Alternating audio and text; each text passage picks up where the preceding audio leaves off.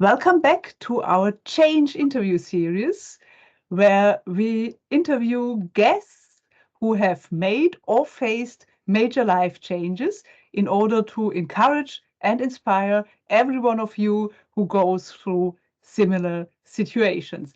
And my guest today is Sheila Andres. Yes. Welcome, Sheila. Hello, I'm excited to be here. Thank you, Susanne. Sheila is a coach and advisor for small businesses. Her company is called Realize Your Vision, and as I understand it, that's her real passion in life to help small businesses to make progress and grow and get unstuck, so to speak. And Sheila, I've seen you have a bachelor's degree in business administration, Yes, and you're based in LA at the moment or in California? absolutely. Yes, I'm a Cali girl. And I've seen that after you graduated, you immediately got a job in a small tech company, right? Which was a startup and just starting out, and you more or less were there for the whole journey of growth. And then something changed, and you changed something in your life to get to the point where you are now. And yeah, I'm just interested and curious, and I'm sure our viewers are too, to learn about what happened that, made you change direction, and what was the situation, what was your experience up to that point, and then what happened in your life for the Yeah, change. no, thank you so much. I mean, of course, I would love to share the experience. And what I found, even when I'm sharing it with others, that people can connect to it because it's very relatable. I am my ethnicity is Filipino, and so growing up, we were always taught, um, go to school, get good grades, and once you graduate, get a good job, good paying job, and you'll be happy and successful. And so that's exactly what I had done. But shortly out of college, I ended up deciding to work for a smaller business owner rather than a large corporation. And I have to tell you, it made all the difference in my life and actually played a tremendous role in me aligning with my purpose now. But at the time, I didn't realize it. And I think that's what happens many times in that moment. We make decisions that we feel is right for ourselves, and then we follow through with it. So earlier in my career, the owner actually gave me part of the company. And I literally thought it was such a gift and a blessing. And I, had asked him because I was young, naive. I knew this was a beautiful opportunity. But even then, I didn't understand the depth of it. And he said, Sheila, I gave you part of the company because number one, I trust you. Number two, you have helped my company grow. And number three, it feels like you are so sincere, or I mean, you care so much about its success. It's only right that you should own a part of it. And I'm sharing this because in the moment, I got a bachelor's degree. I thought we'll further my education and so forth. But when opportunities like that lands to you, we never anticipate what's to come. And in that moment, I really embraced it. So I didn't own the entire company, but owning that part ownership of it had put me somewhat in a business owner role. And, I felt like that experience was going to be at that moment so much more valuable for me than if I went to get my master's. But that has always been in the back of my mind.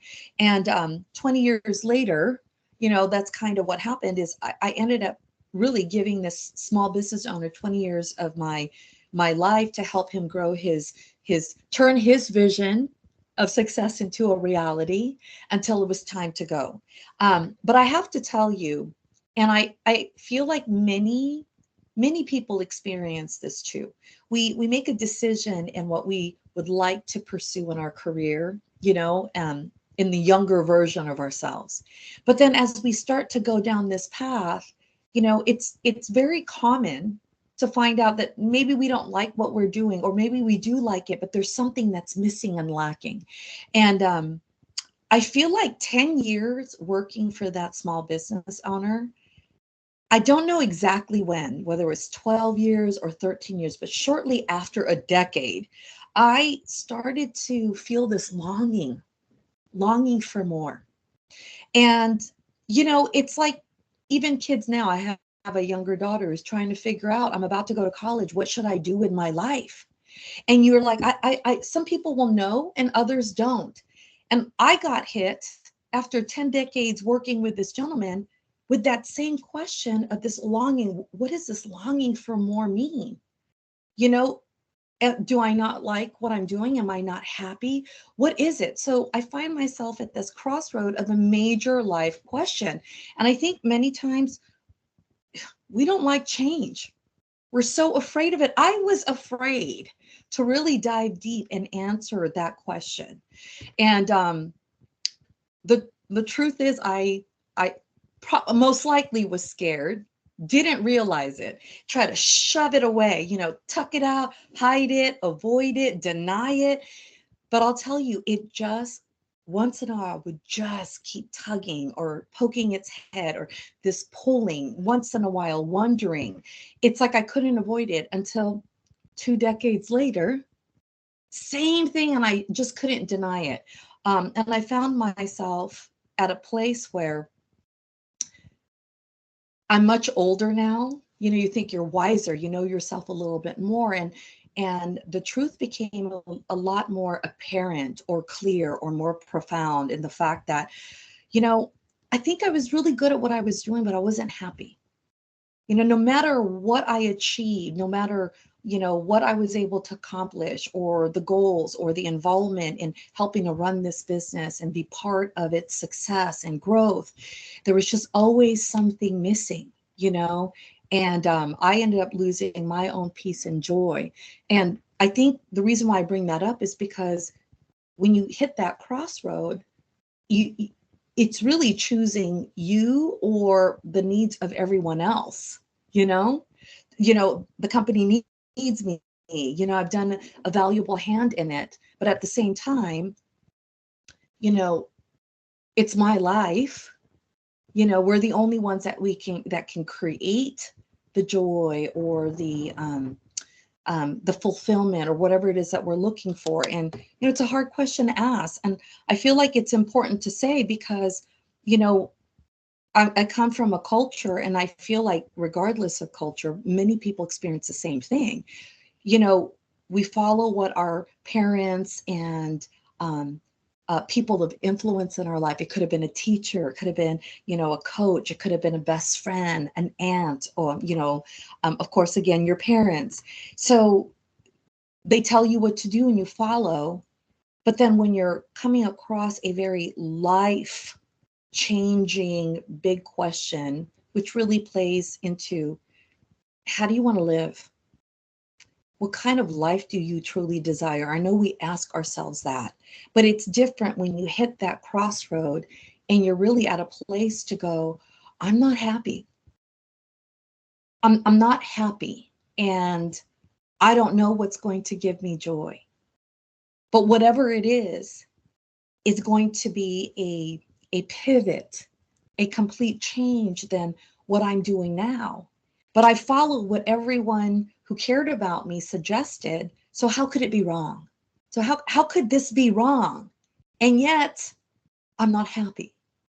And they said, okay, get good grades, get a job, good paying job, you'll be successful, happy. I feel like I had an opportunity to do that and even go above and beyond that. I mean, what chances do you ever have working for a company and the business owner decides to give you part of his own legacy? And not only that, but it went, it started out as a footprint in California, and we expanded to nationwide. We opened offices internationally. I mean, imagine that beautiful journey. And there was so much success and accomplishment. So how is it that after all of that, you find yourself still longing for something, And it was, I could even say, for the lack of the better word, seemed very basic, peace and joy.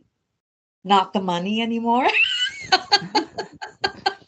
Yeah, when you have fixed that, the next thing comes up, right? And you fix the money problem, then you have space to find out other things. And I would like to know, did you have something like a crucial moment, something like an aha moment, an event, or something that you remember as the point that marks the moment when you understood something isn't right or isn't right anymore for me?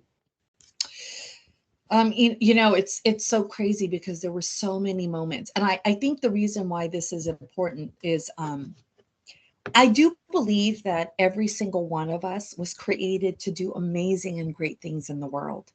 And I do believe that we were meant for a specific purpose. And when we're not completely aligned with that truth, the truth about who we are and how we think and behave and what we're good at, what our innate talents and ability is, if we're not able to fully align with that, which is also purpose, we're just so constantly looking. And I think it's important to share this because I think every day I meet somebody who's still trying to find their own truth and purpose. And the question that you were asking, Susanna, I felt like, like, when did you know? What was that crucial moment? And I'll tell you, there's going to be times in your life where there's like a sign, a message, a situation. And it depends on how you want to see it or how you want to receive it or look at it. When I think back, there were so many moments where there was just a sign or something telling me, but I didn't understand it because the truth is we don't know what we don't know. Okay. We don't know what we don't know. If we knew it and it came, we'd be able to receive it. And what I mean by that is I've had people numerous times, different people throughout my career go, Sheila, she's like, how come you don't have your own business? You should have a business. Or another person goes, Sheila, you really should have your own business. You're really good at this. And every time it would happen, I would sit there and say, are you kidding me? If I wanted to be a business owner, I would have done that. I am not a business owner. I'm better off as a right hand. And I didn't know what I didn't know.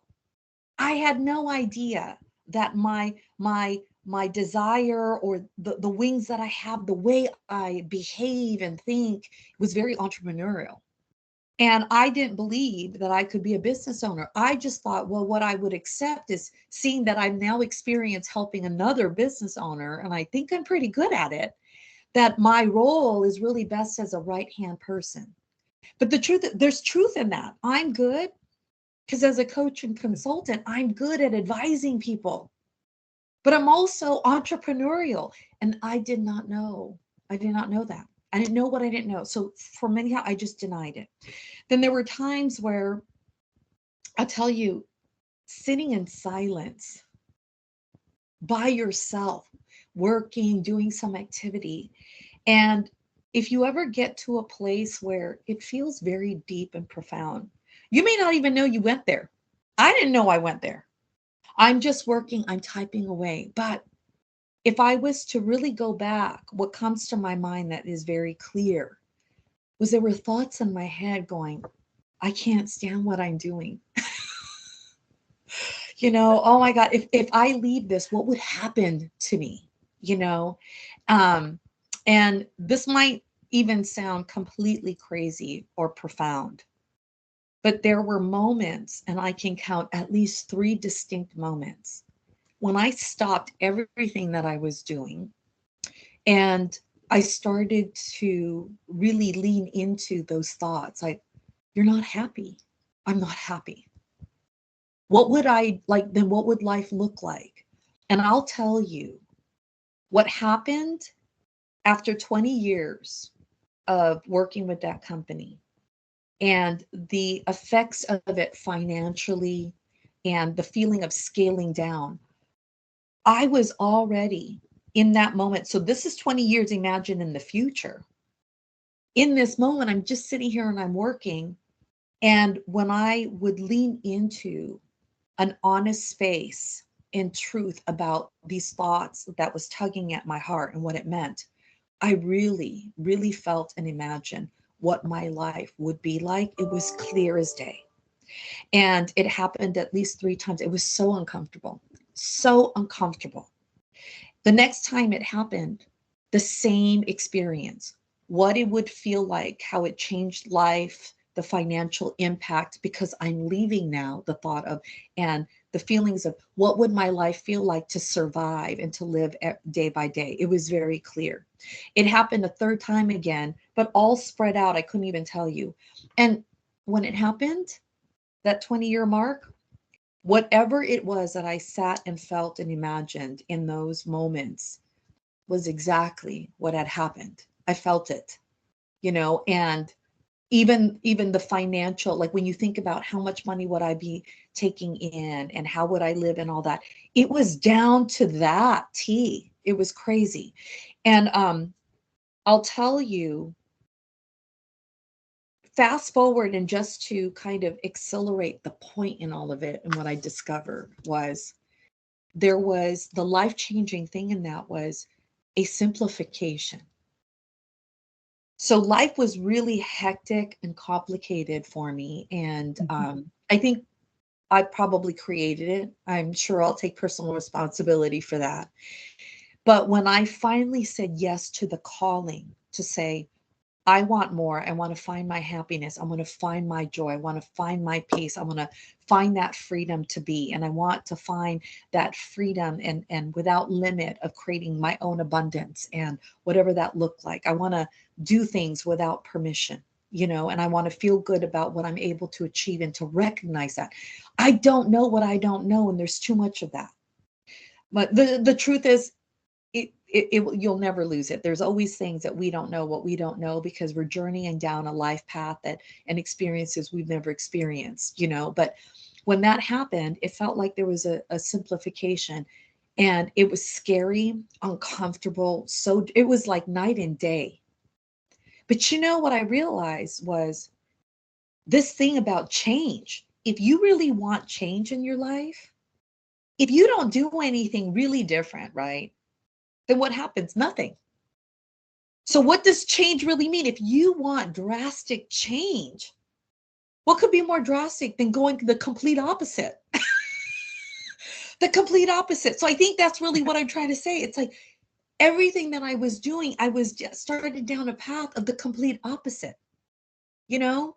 Um, um, but I'll tell you, so in answer to the question, I think there's moments, situations, people that will come in your life that kind of start to really affirm what you probably know deep down inside, but for either fear, doubt, worry, we block it because it's a major change and it's too scary, and the change ultimately is, what do you want to do with your life?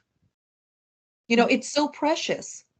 And if there's things that you're passionate about and somehow you're not able to express or follow that passion, your whole perspective of why am I here is getting questioned, so but when you step into answering that call for more, or really the call to change, do not be surprised when it's drastic.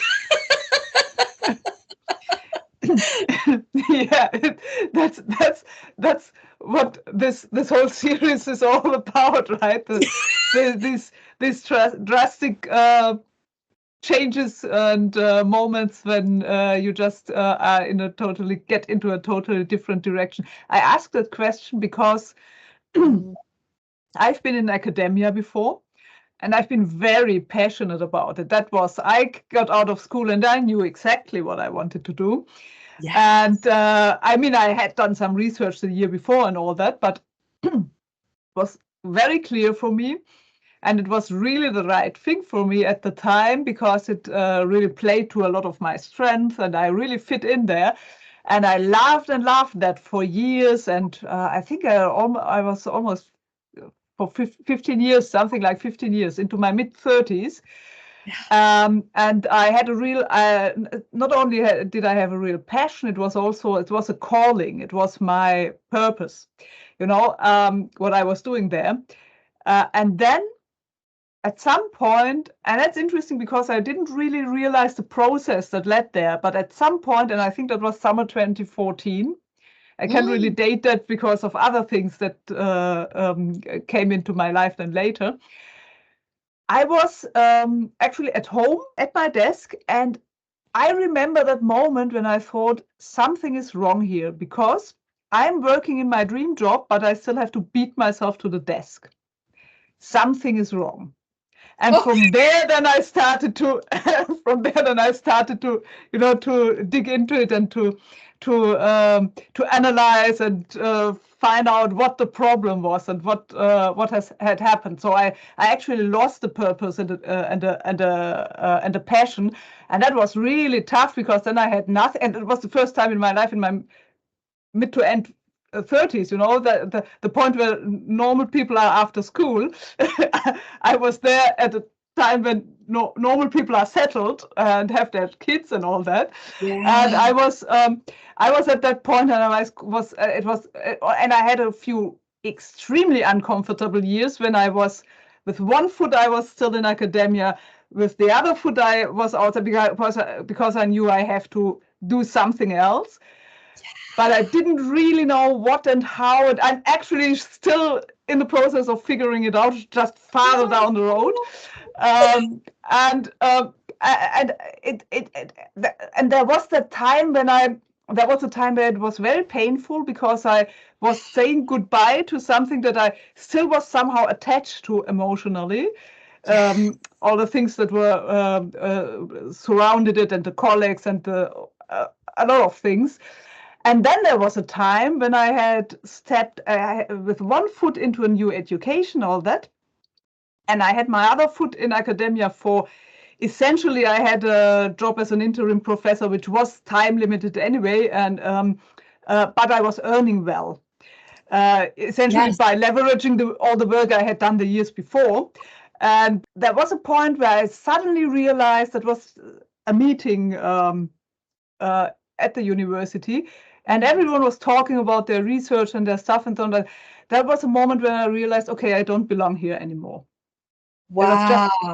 I just didn't feel like this was my thing anymore.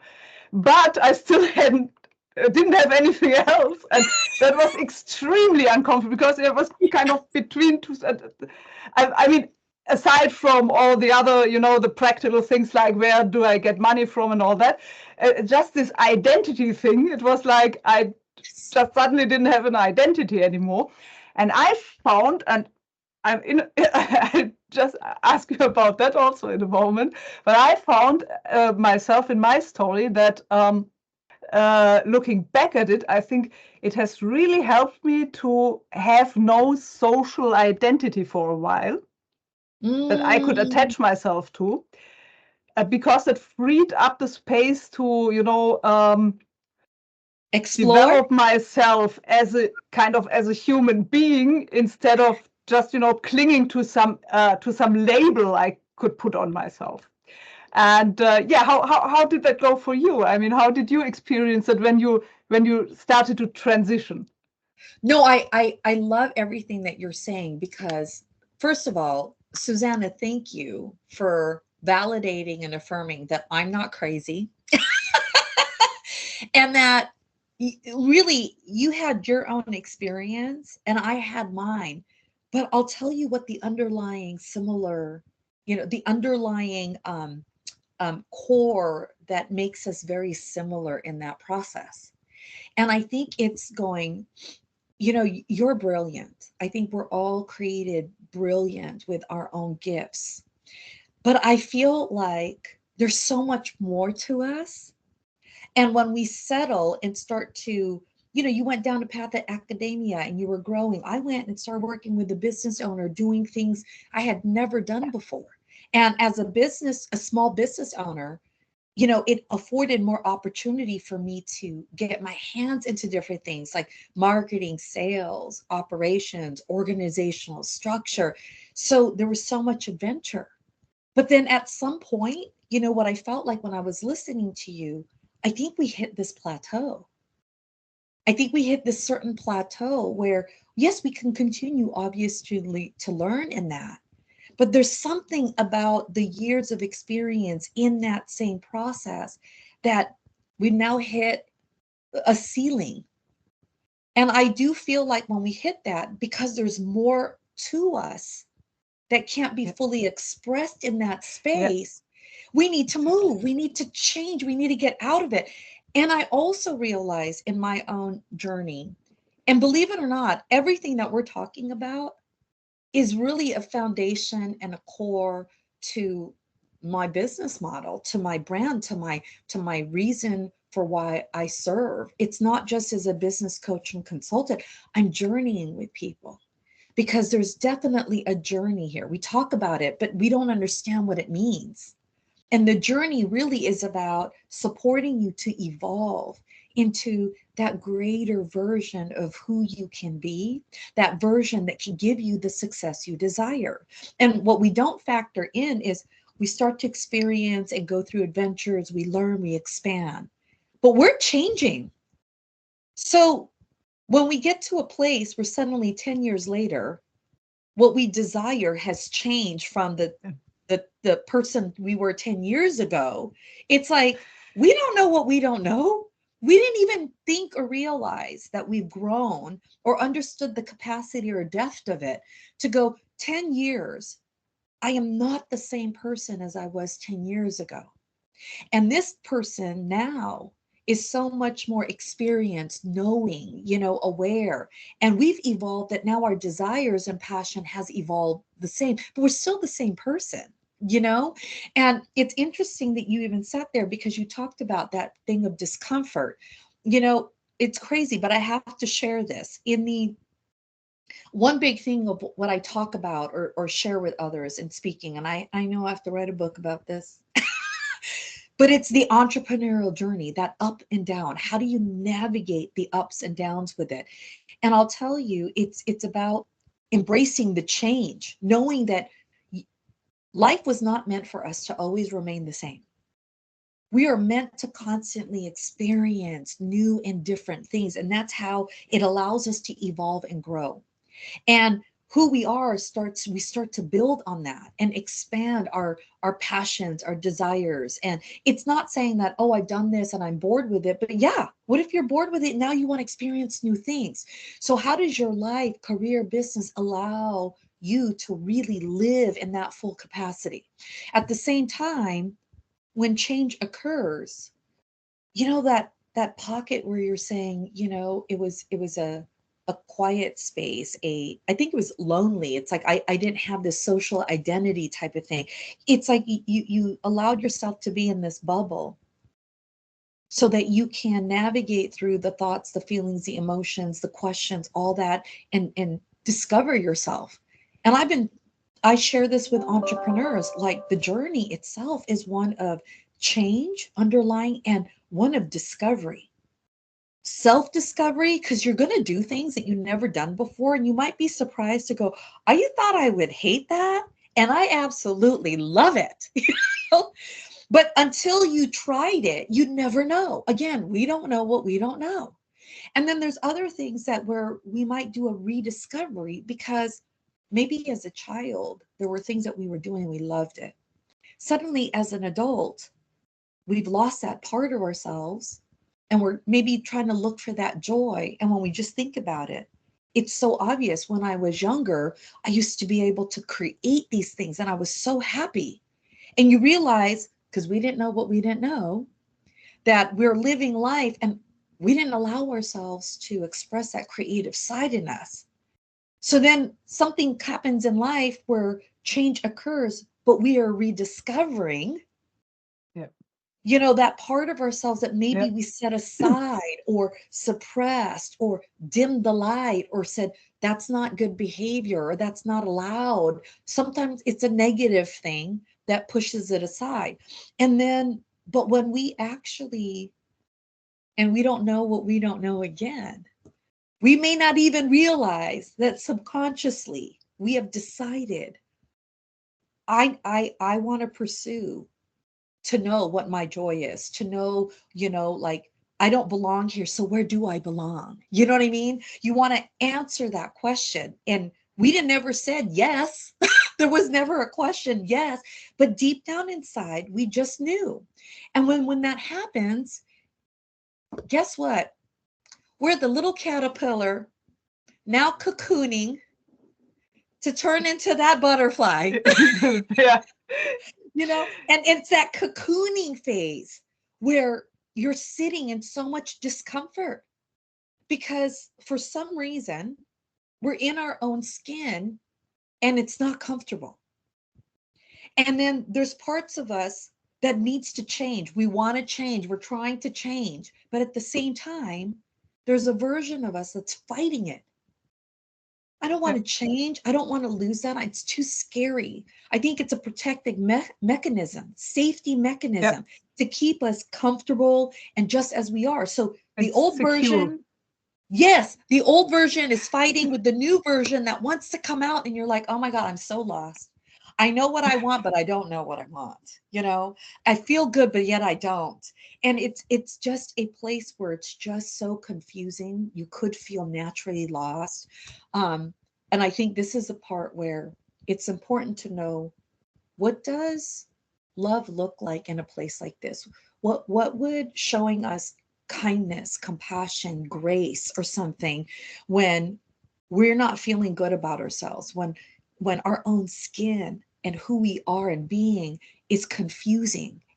Nothing feels normal, and we're trying to take action and move forward and live life, but nothing seems to fit right. And, for those of you that understand this, I'm trying to describe as best as I can that experience of how you feel it. And each one is going to feel it in their own way, but there's still similarities that I hope you can even relate. But that's that cocooning, that incubation, that transformative space, and if you don't know what we don't know, Susanna, we're like, oh my gosh, can I get depression pills or something? Yeah, but that's an interesting point for me to ask again. So you were at the point where you understood this path isn't for me anymore. I've done my thing here, and I'm not feeling happy, and something else must come. And now I would be interested in first of all, how which moves did you make externally, and then how long did you stay in your cocoon until you came to the point where you knew, this is my new thing, what you're doing now? I'm laughing at this question because it's so timely. I mean, right before our interview, I was working with this beautiful soul and woman, and I had a conversation with another one, and I'll tell you, it's all aligned in that same thing, because I think right when you get to that juncture, when I think it's enough is enough. You could deny it. The call for change, the call for more, you can deny it as long as you want. It will continuously come at you until you are willing to face it. And maybe there's some that just keep rejecting it, refusing to face it, admit it, whatever, recognize it their entire life. But then there are others where at whatever point in their life, they end up facing it. And when you end up getting to that place where, enough is enough. Who I am, what my life is not enough. It's not acceptable, Then we step into that huge playground in the ocean and abyss of change. And what I find and have experienced, not only for myself, but others, in witnessing their own story and even supporting them in that journey. That first, I think, chapter of change is one of the most challenging, because all the things that have blocked you and kept you small, maybe robbed you of your joy, limited you in that space. These are the truths that start to come up. And we didn't know what we didn't know. Suddenly, the things we didn't know begin to really unveil themselves. So a lot of truth starts to surface, and it is a very hard and painful type of journey, but the reward is so worth it. But you have to go through and be willing to experience the pain. So it's going to hurt and be harder first before it gets better and feels good. If you're not aware of what's about to happen, there's a lot of resistance, because normally people, we don't like change, so we're going to resist it. There's a lot of resistance, and many times when we don't know what we don't know, we're doing it alone, and it becomes harder. Or I feel like you don't have to do it alone. But can you imagine trying to communicate this? You're going to go through hell and back right now. You're going to go through hell and back right now. It might take a couple years. They're like, oh, heck no. Yeah, exactly. No, Yeah. no, heck no. But what happens here is in that moment, that 1.5 or 2 years, it's because I say this because if we don't get support, it literally can last longer than that, because we're denying and constantly resisting, and we're fighting the truth. And the truths are, maybe you're a control freak, which leads into perfectionism. So you want to control everything, you want everything to be perfect, and you don't, and then you finally realize, when you allow it, that all that time of leaning into perfection and controlling everything, we have extended so much time and energy into things that we unfortunately couldn't control. But we don't know what we don't know. We don't know how we could have done it better. But that's part of the growth and the learning. You could have learned that maybe um, you have everybody. You finally met your sense of unworthiness, and you're like, where did this come from? And you see where it's deep. It penetrated into so many parts of your life. Why we can't have a relationship, why our jobs or whatnot, we don't stand up for ourselves. We have a chance to maybe stand for our worth, and we always cave into everyone else, and we don't know why, and yet then we're left feeling unimportant, unloved, or we don't feel good. We can't even navigate all these emotions, because there's so many moments in our lives where we could have stood up for our worth, and the circumstances, experience had affected it so much. But what it did was nurture that sense of unworthiness, and we caved in. So when we wonder why we're tackling it, and suddenly all these thoughts and emotions that feel random show up, it's because of all the experience that we've kind of held on to, or we've never stood up for what was important to us. So in answering your question, I think the thing here is, if you say yes to more, and to joy, and to whatever you feel defines success, it's about allowing and trusting the process of change to happen. And in that period, that first immediate chapter after the yes is probably one of the most challenging and hardest. But there's milestones. So once you hit certain milestones, you think it might get easier, but it just depends on what are those things that have really robbed you of your happiness, peace, joy, abundance. And they're pretty big things. So that's why when you tackle them, or address them, or transform and overcome them, it's very painful and hard, and you think it's going to get easier. But when you're trying to overcome unworthiness, and then you hit also imposter syndrome, these are big things, or the control freak in you, what ends up happening is still that kind of magnitude of difficulty or challenge. But look at the beauty and the gift that comes from it.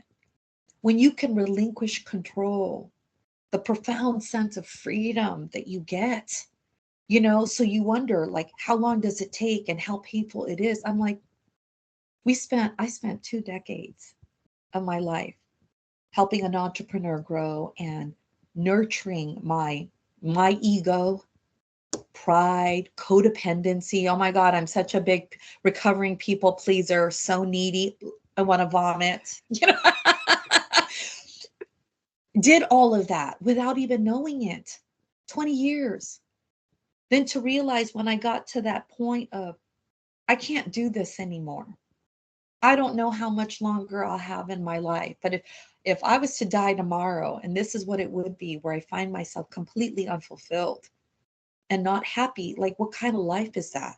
So you're going to hit that hard wall and your back is pinned and it's tough and you're like done, like you're fighting, I'm done. And when you step into that, however long that transition is, when I look at it, it was definitely a minimum of 2 to 3 years. I can't even remember where it started to get better. Mm-hmm. But even in that first part, I was alone. And let me tell you what I did while I was alone. I was alone and I allowed the transition, not really, because I kept fighting it. And I kept fighting, and you know how I fought it? I would feed into the things that robbed me of my joy, where I would partner with other people and they would use and abuse my value. I would get into situations that would nurture my sense of unworthiness, that would keep me feeling small or wouldn't allow my light to shine, because I'm very loud. I don't know if you could see it, but I have a lot of energy. I'm really reining it back right now. Yeah, I mean, it's really obvious. Yeah. But in person, imagine I've had so many people tell me you could feel this, but I used to suppress all of that because I felt like this was too much because other people couldn't handle it. But you know what the truth is now? People couldn't handle it because it was their own things that they couldn't handle. The truth, though, is people want this. In this energy, there's so much positivity, inspiration, motivation. People get fired up and they want this energy. And imagine I was suppressing this a good portion of my life because I thought people can't handle it. Well, it was a complete disservice because I was suppressing it for people because of their own hangups or blocks or traumas or issues with themselves. But I was suppressing it. It was a disservice for those that maybe I was meant to serve, for those that really needed this. Now I let it fly free. And for those that can't handle it, that's okay. Go somewhere else if this light is too bright for you. But for those that need it, they bask in it, and I don't mean to put myself in some pedestal like I'm this bright light. I'm just trying to express that we all have beautiful gifts to share. Yeah. The beautiful energy of love and support, we express it in that other way. And don't let anyone tell you any different, because when you suppress it, it is a complete disservice for those that are waiting for you, that need you, and you were created to share that with the world. So that transition period to overcome it and to answer that was really, I came up with 3 tips on how to navigate the ups and downs of the mental and emotional roller coaster of the quote entrepreneurial journey. But this is very life applicable.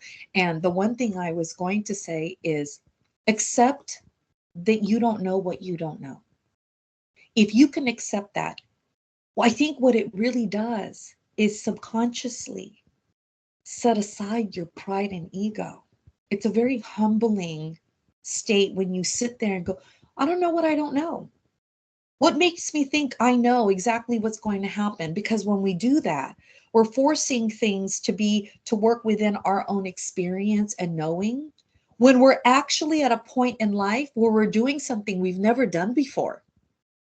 So if we're sitting there thinking we know what we're doing in a space where we've never been here before, we've just limited ourselves.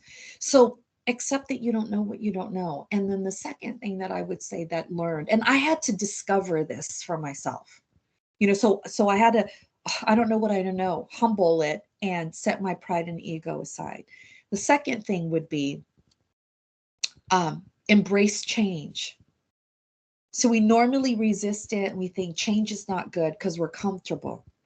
But when we embrace change, what we're trying to do is really change our mindset and how we look at change, and to lean into the positive and good of it. And the more that you can sit there and not only think it, feel it, you know, um, embody it, the good and change, it makes it easier. And the third one would be commit. Commit to what you just said yes to. Commit to the change. Commit to the success, the joy, the freedom, all those things that define a successful life and a life that if you were to die, you would have no regrets. That's what I'm talking about, right? And That's an interesting point. I actually have used that as a tool. which one? If you are thinking about doing something and you are afraid of it, visit the idea that you are lying on your deathbed now and you have like 5 minutes before you know you will be gone. So there's nothing else you can do in this life. It's done. It's over. And you look back and think, is this something that I would regret to not even have tried? Yes. And in the moment you get your answer, this is something I would regret not to have done. The fear, I mean, it will come again and all that, but for the decision it evaporates because it's just not relevant anymore. Yes. Because you know you have to do that. So Yes, that's because my test. you don't have enough time. Life is Yeah. over. And now I still have an opportunity to do it. And I love that. And it's crazy. I do it too. And you do it in Susanna way, and I do it in Sheila's way, and you're like, that 5 minutes in the death. I'm like, if tomorrow you knew you were gonna die, Yeah. the same thing. And the thing here too is, I think what you're even talking about is, making that decision to say yes, then embracing all the things that come into it, because fear is going to keep haggling at you because it Yeah. doesn't want you to change. It's trying to protect you, right? And Yeah. then the third thing was really like, will you commit to that decision? Because once we're not dying yet, and once we step into it, fear starts to hit us.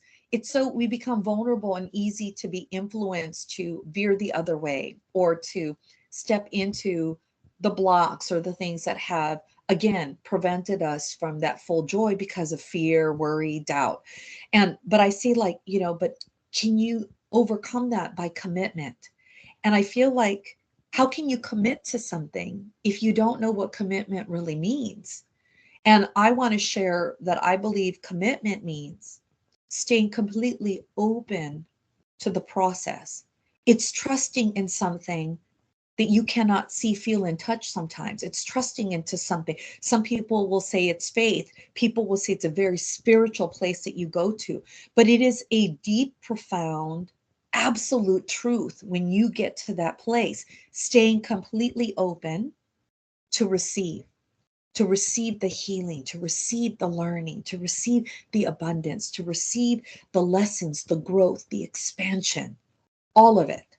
So, you know, I took a scenic route to answer that question, but it really is when you get to that life changing moment when enough is enough and you can no longer live the way you've been living because what you've created is not satisfying or fulfilling, and there's more. And you, deep down inside, said yes, yes to the call for more. You will now step into a big abyss of change. It will be a very difficult, challenging journey because you said yes to the transformation. And that space is where you are chiseling away and breaking free from the bondage, the chains, and everything that has gotten in your way, blocked you, kept you small, and dimmed your light. And only when you go through that can you even profoundly understand what you don't know. And that is that there is more, that this is what it feels like to feel such deep, authentic joy, to sit there and know that there is abundance that I can create, to understand what does that freedom really feel and mean to you and what it has it created. But you got to go through that. And this is not something overnight. I don't care how old you are, if you're 15, 35, 47, 62. If you gotten to that place, imagine all the years in your life that you just nurtured this, that if you allowed certain beliefs and thoughts to root itself and then penetrate into your life. So you want to know what you're changing and what it involves. It's undoing the roots and the branches that have permeated in your life of the things that didn't serve you. So the control freak has gotten down to every aspect, down to the point where I can't even find maybe a soulmate or a partner in life because I want to control the way they think and feel and behave towards me. So my whole life I'm looking for relationship, for example, just as an example. So you're chipping away at the control, the control until you get to its roots. As I understand you, when you hit the point where you knew you have to change something and started doing that, you first made, let's call it external moves. So you made moves and made change happen in your life. But I gleaned from what you said that only when you fully understood your internal journey also, and what was blocking you and what was in the way, and got through to opening up to the full journey, that you then were able to find your way to your new purpose and your new life and your new business, right? Yes, because what happens here, and let me even put more meat on that bones. It's like I said, yes, this is enough. I left the job. And then it was, I'm in the abyss of change. Who am I? And what do I want to do?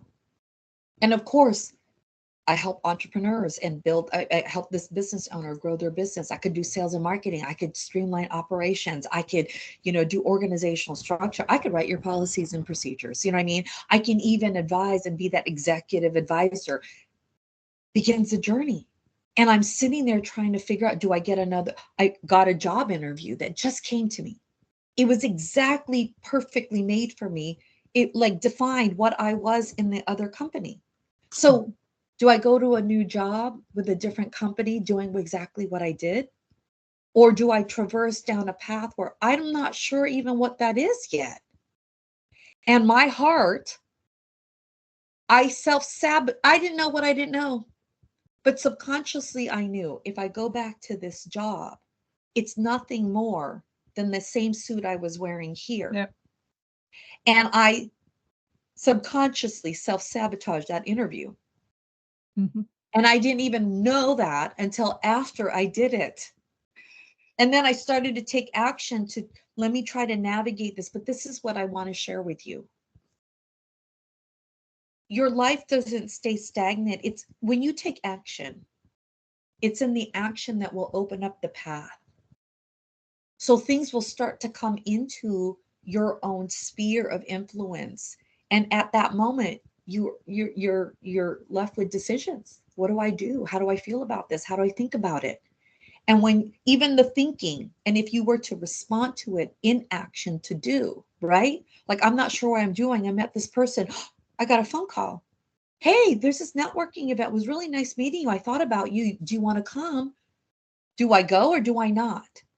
Just as an example. So if I decided to go, I'm taking action. That opens up in another opportunity. I meet somebody else. So I'm saying the action in itself opens it up. What's going to open up for you? What's going to come in I have no idea. I'm not psychic, but this is where you just start to move. But you are in the space of change. And you are in the space of discovery. And you will be in the change of learning how to be kind and compassionate to yourself. And I look at that as love. How do you love yourself when you mess up? How do you love yourself when you make mistakes? How do you love yourself when you feel terrible? How do you love yourself when you face a hard truth about who you are? And it makes you so sad because you've realized in some form or fashion that who you were being created so much sadness and pain in your life. And it's just sad. But you have an opportunity to say, I don't have to be that person anymore. I don't have to think, feel, or behave that way. So now, how do you change, right? Do you have 3 specific examples from your own journey for us? Because you got all this wisdom through your own journey and then helping others on the same kind of journey, right? Yeah. Oh my God. I have examples. The first one that came to mind was I was always so tired and exhausted. And I felt like I was moving at 1,000 miles an hour and I didn't know how to stop. All I wanted to do was to do nothing. Do you ever hear that? Oh my God, I just want to do nothing. My vacation. I know that feeling. Yes, my vacation would be to do nothing. People might think I'm crazy, but that would be such a gift, to do nothing. And even if I had a moment to sit there for like a minute or two, I couldn't. Constantly fidgeting, feeling like I got to do something. All these thoughts running in my head. I didn't even know what I didn't know because I was not listening to them. And the thoughts, when I did pay attention, were like, what are you doing? You have so many things you have to do. This for work, that for the kids. The husband needs that. Your mom needs this. Da da da da da. And you have to do all these activities to cook dinner, do the laundry, blah blah blah. So much stuff. Like, you can't sit here, and all this needs to get done by this time. Okay. And then the guilt, like, what are you doing? You're so lazy. You're so lazy. Why are you taking a break? All this stuff. And constantly going, I couldn't stop. But I kept thinking, there is a leak in here. There is something that is sucking me dry of my energy because I'm so tired. And in that moment, there was 2 things. I realized this desire to do nothing and the fact that I'm constantly moving is because I don't know how to stop. And because I've created a life where I'm doing so much and for everyone and everything, I've nurtured this for so long that now I don't know how to stop. And what stopping means is really to find a place of peace and calm. Because my truth and reality was, I'm constantly overloaded and stressed. And I've created so much and I'm doing so much that my mind, which is this tremendous, powerful muscle now, just keeps moving and churning and moving and churning away. That even as the night comes and it's time for me to have that bed of rest and reprieve, I can't turn my mind off because it keeps going. It's an engine that now knows, even in midst of exhaustion and tiredness and, fatigue, when duty calls, I have figured out a way to move against that grain and that fatigue. And so this knows this doesn't stop. The other thing was, why am I doing so much? Because I'm a people pleaser. I want to make everyone happy. I hardly say no because I don't know how to. And if I said no and risked the chance that it would upset somebody or put them in a difficult situation, I would feel bad. And because they weren't happy about it, that must mean that they're not happy with me. And, then I'm not a good person. They don't love me, And so I would constantly say yes. And when I would say yes and would make people happy, I would feel worthy. I would feel good about myself. So I'm constantly feeding my sense of unworthiness through my people-pleasing tendencies to make everyone else happy so that when they're happy, I could feel good about myself. And I cried. I cried when I learned that. I cried because of joy, of just feeling this relief of understanding what was really sucking me dry of my precious time and energy. I cried because of the pain of knowing that this is who I've become and I'm hurting myself in my own way. I cried because I didn't know what to do. I cried because I was grateful of the knowing and awareness And I just cried because there was so much deep rooted thoughts and emotions that came learning and discovering that truth. And but so I'm a spiritual person. I believe in a higher source. And yes, I call them God because I need to, because to refer to them, but my God stands for unconditional love, support, perfect power, um, infinite creativity. And I believe that they created me. And so, but my God's not cavalier. He didn't create us to be bored, as an afterthought. No, he's very intentional. And I found that, and I leaned into that because I needed to believe that here I am, and I created this for me. And I did try to fix it myself, and I couldn't do it. I couldn't do it. There was just too many things limiting me that were ingrained, and something needed to be different to really break at it. And where was I going to find the help and aid that I need? So I really stepped into a place of, I think, faith and spirituality, to trust and believe that good will come out of this. That I believe in a source that is so loving, perfect, that he can make good come out of poo-poo. Okay. And that he will show me in hindsight all the benefits and value of all that I suffered and the pain that I went through. And I will be so grateful. I believed in that. And that's really kind of what got me through and gave me, I think, the strength to try to weather out the storm. But I realized the more that I went through it, I let myself cry, the more I was able to release. When I faced those hardships, I was building strength and resiliency. I was even building courage to face these truths. And believe me, it would hit me all the time. Just because I discovered I'm a control freak, and what do you call it, a people pleaser. That doesn't mean that in that moment when I faced it, it didn't haunt me again. So, but every time it would come back, I felt stronger. I felt more courageous in facing that truth. And I got to a place where I'm like, how can I love on that? Is there a way that I don't have to look at it so ugly? Because here's the hard truth. It's a part of me. I'm a people pleaser. I love people and I want to make them happy. And I don't think that, what I had experienced was still who I was. It's still a part of me.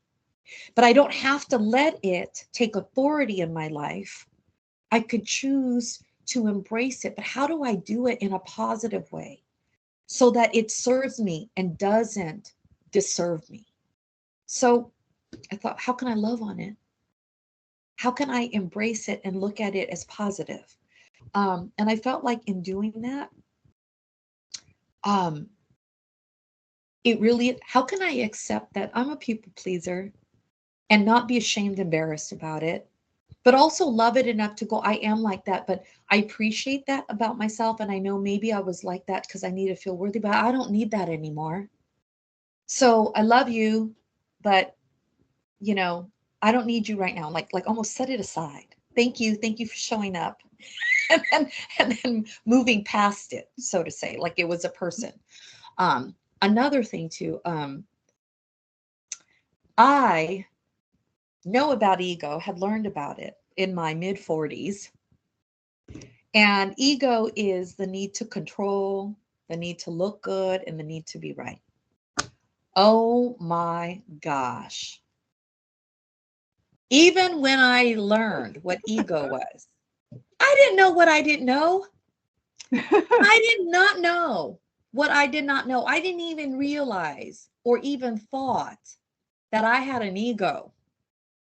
I had no idea what my ego looked like, how my ego thought, how my ego felt, even years after somebody told me what ego was. I mean, logically, yes, it's the need to control, to look good and feel good. Got it, got it, got it.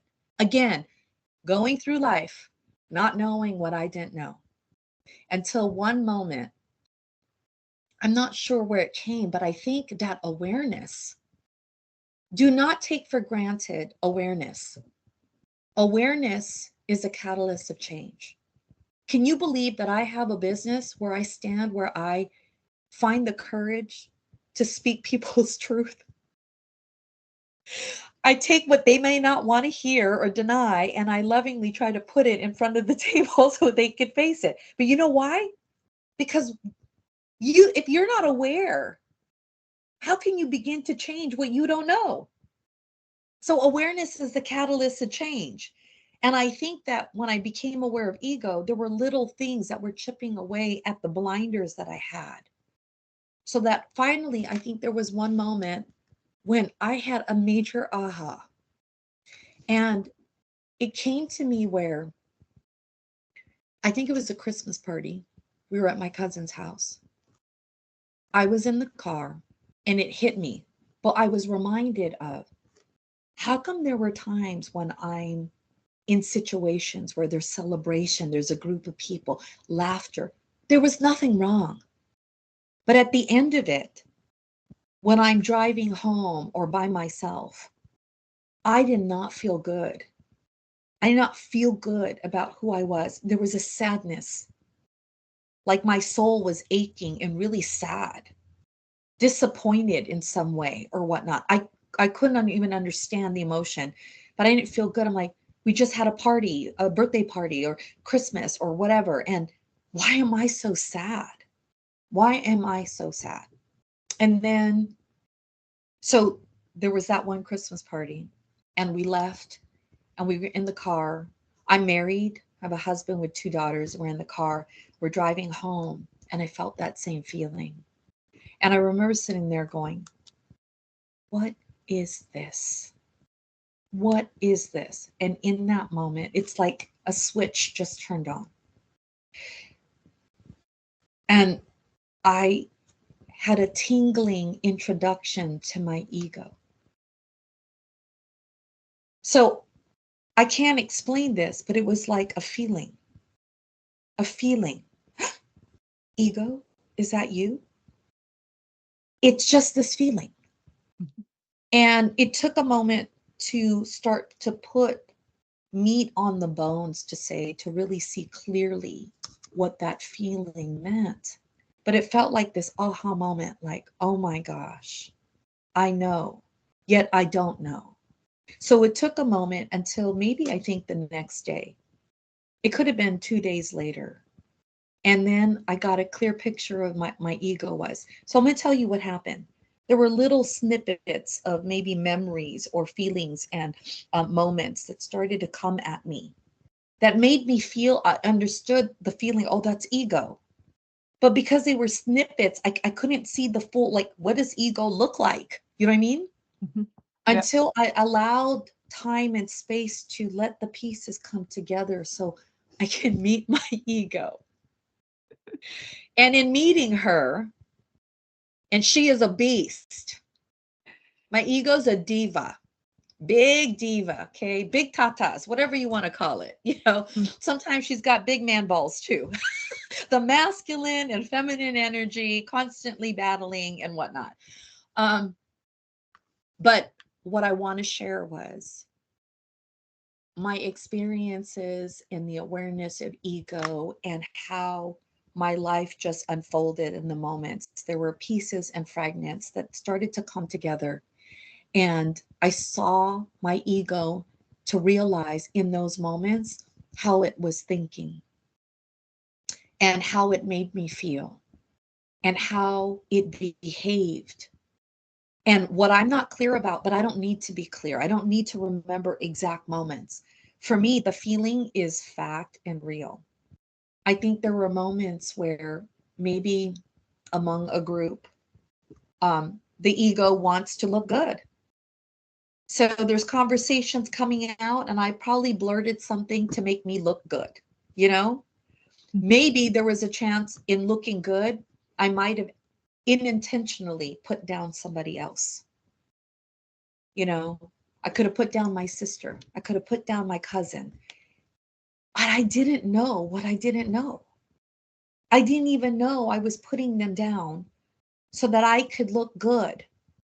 Or somebody would say a story and I would say another one, and it felt like I was one-upping them.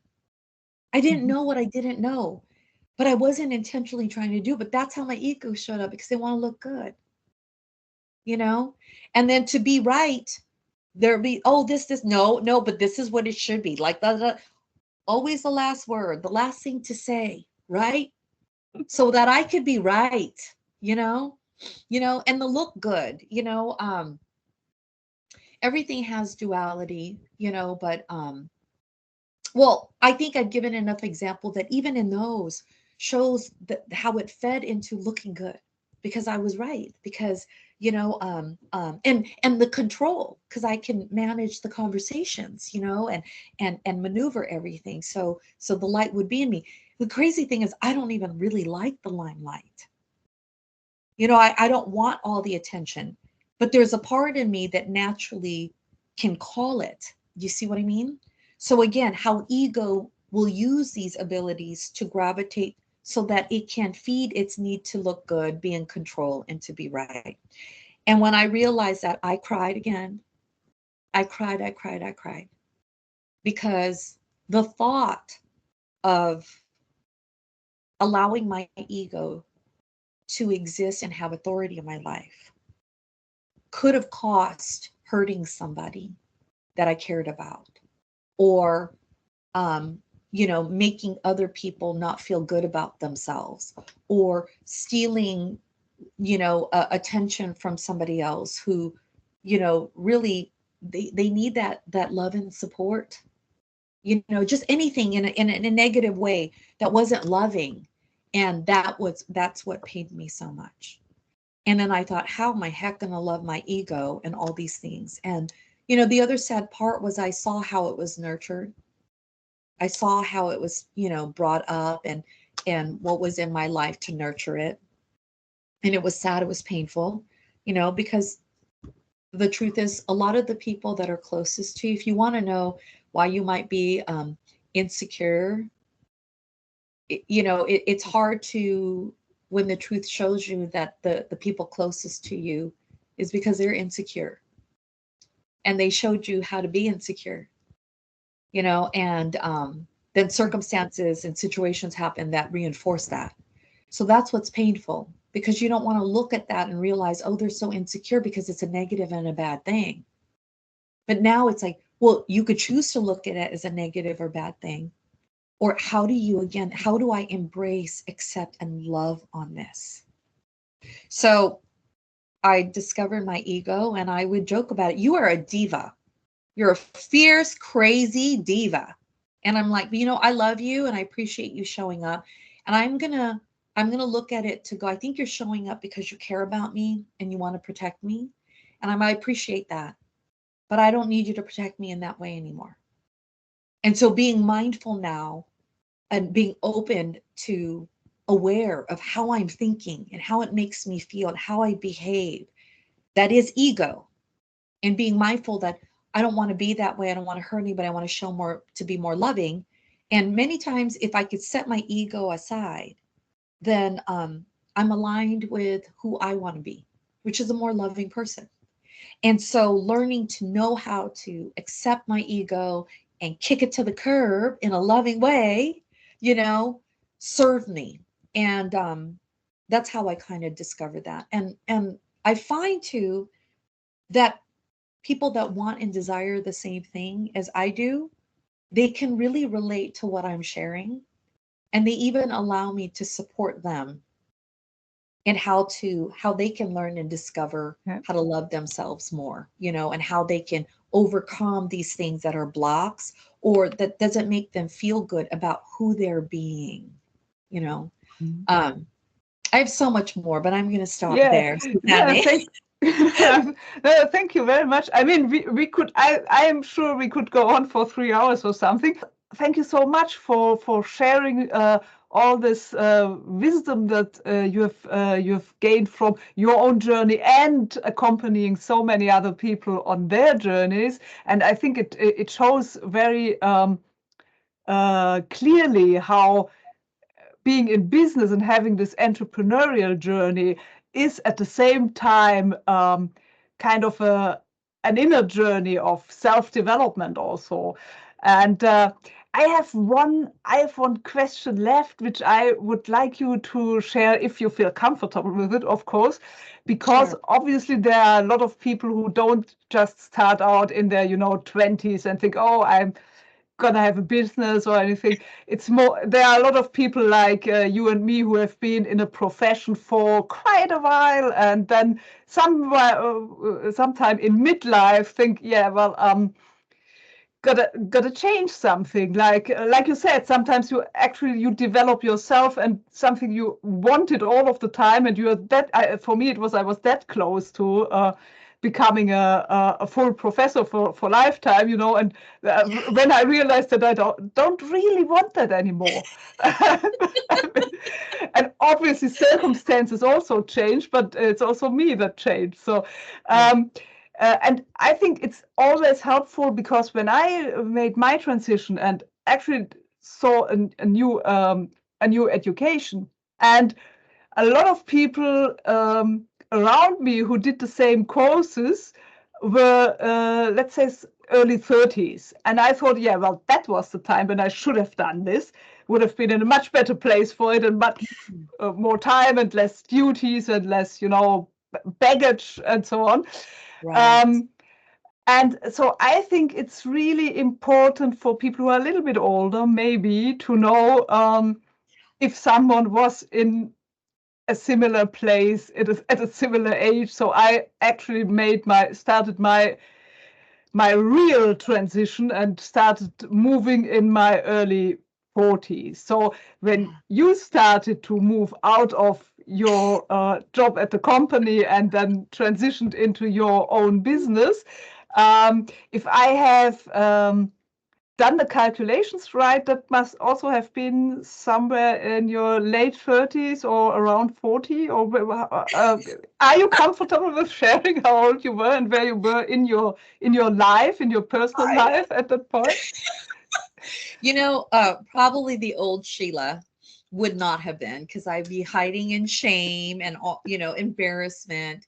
But I have to say that the Sheila now embraces. I mean, I'm not hiding from shame, and I would love to share this because it's very real. It's very real. And, I think there's a stigma sometimes that we put around age and all of that, but it really boils down to how you think, how you feel, who you are. They always says, you're only as, the inner child and all of that. But that passion and whatnot, our age and our bodies kind of just that physical vessel that allows us to move forward in this life, that there's so much wisdom and energy and passion that can come from who we are within. So I kind of figured that I probably already gave away my age, saying, I after a decade or so, and then I said 2 decades, so 20 years of committing my life and career, time and energy with that small business owner. Yeah, it was my mid 40s, 45, when it was time to change. I do feel though that, when I was sharing after, like, I know after a decade, I was working for them after a couple years early, I got part ownership. And I feel like that decade mark, it was very close to that, maybe 12 or 13 years, I already was getting called for more, you know? Mhm. So if I stepped into courage and allowed myself to really face what the tugging was and the discomfort and the calling, however you want to look at it, um, it definitely was in my, you know, my later 30s, I would say, Yeah, yeah. mid to That later 30s. that's And very I uh, find that really interesting, because that's exactly where it started for me. It was mid 30s and then developed into late 30s. And by the time I then was ready to do something about it, it was early 40s. But that's exactly, I mean, it really aligns. And I've done a little bit of research in that, because I was thinking about who do I want to serve as a coach in transitioning to something else. And I came up with the insight that there's such a thing that's called mid-career crisis. And that usually starts between 35 and 45. So 35 is actually the time when you slowly, if you get into a mid-career crisis, that's where it can start.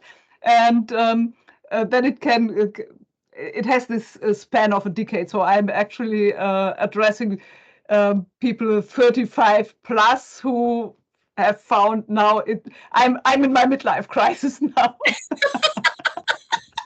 No, but it's really true, and I think that there's reasons for that midlife crisis. I mean, if you really think about it, when we were a child and we started to grow, it's not just our bodies that were growing. You know, the way we think, you know, the way we feel and behave starts to evolve. And it's interesting, that timeline. You know, I want to tell you, I'm not 100% sure because I haven't done that extensive research either, but I've spoken to many women, mostly women. I do speak to men as well, but mostly women.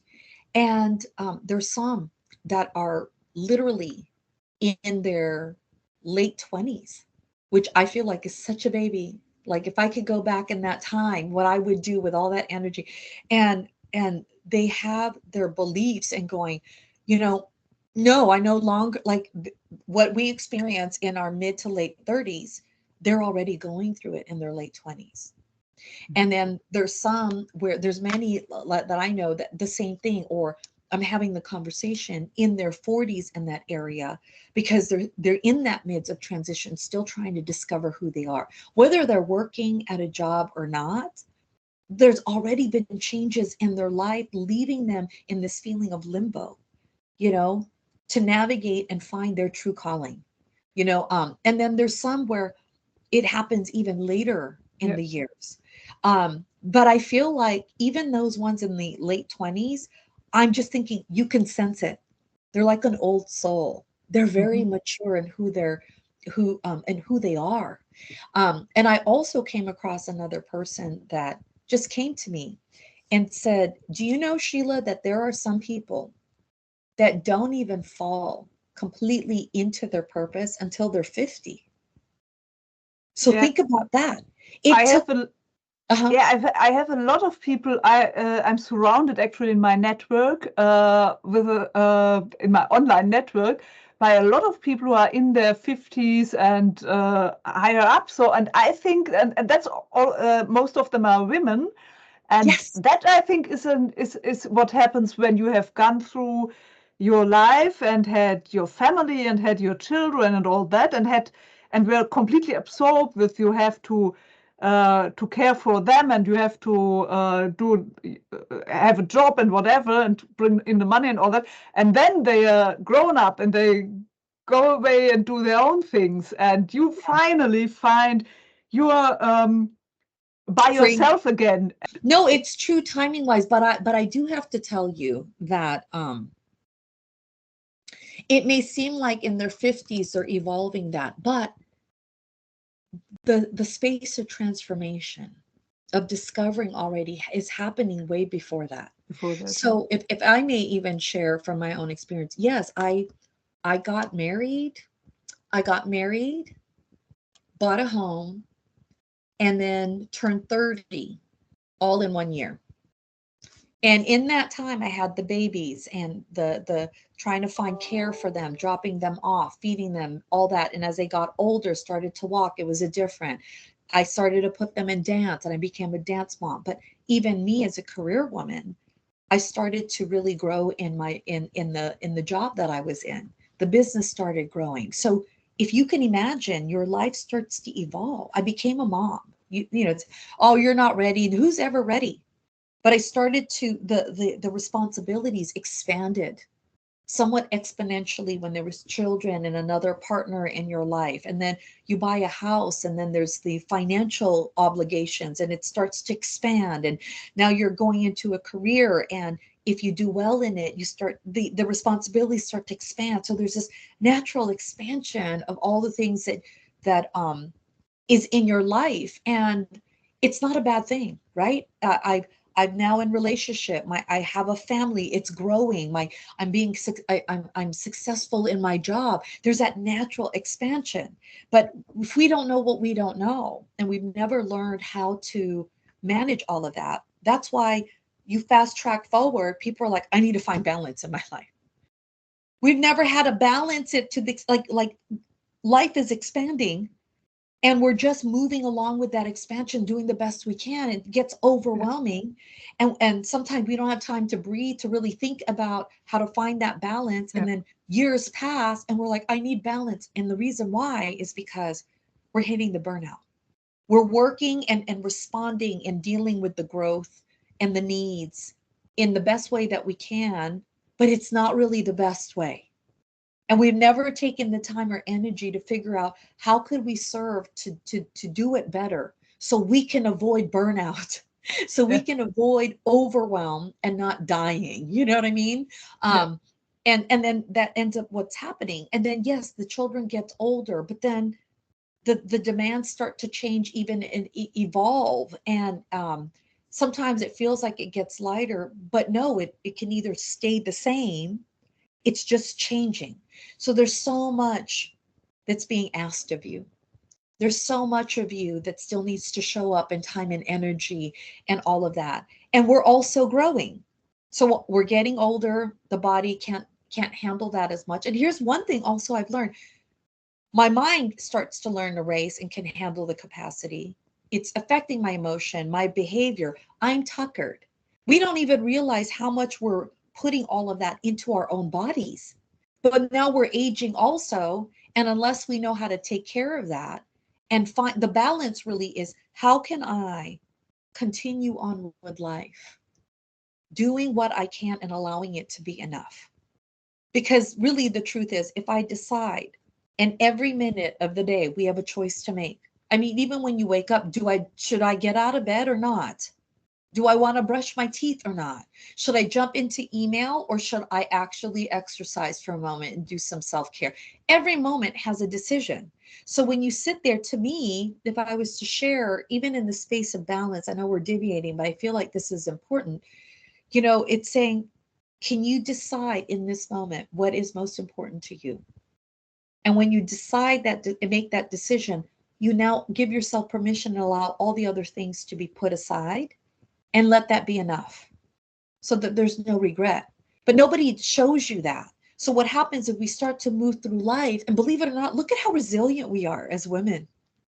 I mean, there's men too, but since we talked about women and that, look at how resilient we are, Susanna. We're sitting there and coping with life and responding to all the demands, and it's expanding, and we're doing this, and we keep doing it year after year after year after year. So we've allowed a good amount of time, decades even, to pass before we finally get to a place where maybe we've become more wiser. Maybe circumstances that are negative, we're too tired and we can't continue this because we've realized continuing this will kill me, and something needs to change again. But when we talk about the age of 50, like in my mid 40s already, the transition, I stepped into the midst of change, dealing with my codependencies, my need to control and all of that. And then when I got to 50, I did feel this beautiful, like, there were multiple butterfly moments. But when 50 came, it was really defining for me, because I felt a new freedom and wings of Sheila really blossom. But I know that there's still more of me to come. That was defining. But I think really the heart of it is going, look, if you're not aligned with your truth, and as you start to evolve and grow, yes, the things that you and I encounter will still start to happen. And maybe you don't get to that place completely till you're in the 40s or 50s, but there was a lot already going on that in some way served or got you to that place. The thoughts, even the tugging. So there's transformation, there's calling, it's all that that's happening until we respond to it and are willing to be in a place where we can find the confidence to face the truth and to really make some hard changes for the better, right? For ourselves. So And the good news about it is, and that makes me really happy, because you said it, you were about 45 when you really, went into the change. yes. Although it had been brewing, let's say, before. Oh, it was brewing. Yeah, I mean, I've the same experience, so I think that's always the case. But the really good news is that I mean, look at you. I mean, you don't think you are too old when you are in your 40s. Look at you, how you have blossomed and become this wonderful butterfly, and your energy is just sparkling. And yeah, I mean, that's so beautiful, and that's so really something that gives encouragement, I think, and inspiration, and out for people who are a bit older and maybe afraid to, or maybe thinking about, is it worth it, still worth it to even try, and make a change when you are at that age. But you can see it, it's still worth it, and it's still great to do that, and can lead to such beautiful results. I mean, Thank you so much, Susanna. That really means everything. I had to touch my heart because I really felt it. Sometimes it's hard to receive compliments, which is an act of love and whatnot. But you're absolutely right. I mean, whoever is watching this, and if it resonated or impacted with you, really the message is absolutely. It is never too late. And if you've been given the gift and a blessing of life every day that you wake up, it's another moment that allows you to find joy, fulfillment, to make an impact, or to succeed in however that looks for you. And it is absolutely worth taking action to move towards, to achieve it. You are absolutely worthy. You are absolutely worthy. And even if it took that time to get to a place to just realize that, to realize how beautiful, powerful, brilliant, capable, lovable, worthy that you are, it's worth it. And even if you knew how much time you had, let that amount of time be so valuable that you are willing to invest that in discovering your worth, your joy, your abundance, what success really is to you. Because when it passes, who wants to live a life of any regret, right? Oh, I'm getting emotional. wonderful. Yeah, and I can feel that. Yeah. Yeah, and such a beautiful final word to this wonderful interview that we've had. Thank you very much, Sheila, for coming on and sharing all this wisdom and experience with our viewers. And yeah, I hope we are going to do it again, because I think there's so much more that we could talk about and that you have to share. Thank you. I would love that. And really, thank you. It's an opportunity to always, it's an opportunity, honor, and a privilege to serve and to even share stories and what we've learned to make a difference in a person's life. And if it was just one person that got something out of this, it was worth it, but I hope it definitely touches lives more. You're doing an incredible job. And I would love to play with you again, Susanna. Wonderful. I'll take you up on that. Yay. Thank you.